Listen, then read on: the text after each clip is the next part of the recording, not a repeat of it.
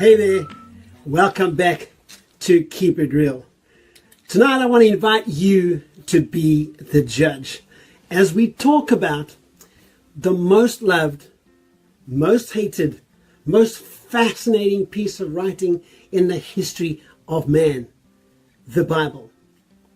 How did this one book survive to still have so much impact on human life?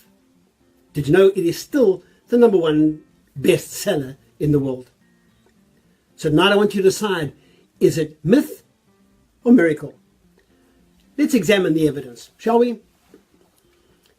40 authors wrote 66 books over a period of almost 1,500 years.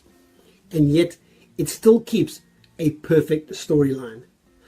Now bear in mind, these writers could not go to a library, they couldn't fax each other, they couldn't mail each other. There weren't books lying around of previous writings that they could just look at. They had no source, but, as they claim, God, to enlighten them as to what to write. It contains accurate facts proven by archaeological finds from approximately 20,000 different sites. You can check that fact. Let's put it like this. It's a reliable collection of authentic historical documents written down by eyewitnesses during the lifetime of other eyewitnesses who could have refuted, but they didn't, the writings. But instead, some writers actually confirmed what the Bible writers were saying.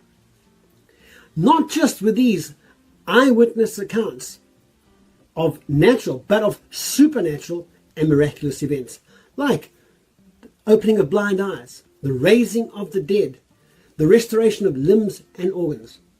That's not good enough.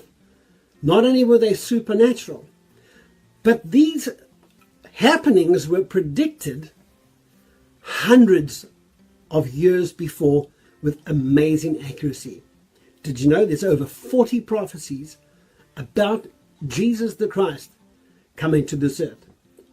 How about this? Even David prophesied 990 years before Jesus went to the cross. He prophesied exactly the words that he would say on the cross. My God, why have you forsaken me? Or how about pinpointing the exact place that Jesus would be born and further where he would live in Nazareth? Now, these documents were confirmed by an amazing find in the Valley of the Dead Sea Scrolls, in caves by a young shepherd boy. And they were dated to be about 55 AD. That's approximately 20 years after the resurrection of Jesus. The miraculous nature of the Bible can be put this way. Can you imagine 40 sculptures, each carving out with their mallet 66 different pieces, and they did it in 4 geographical places spread over 1,500 years. And then today, when we collect all those pieces and put it together, it makes a perfect statue. You see, that's what the Bible does. We put all the pieces together, written by different authors over 1,500 years, it makes a perfect story. These are facts. You need to be the judge.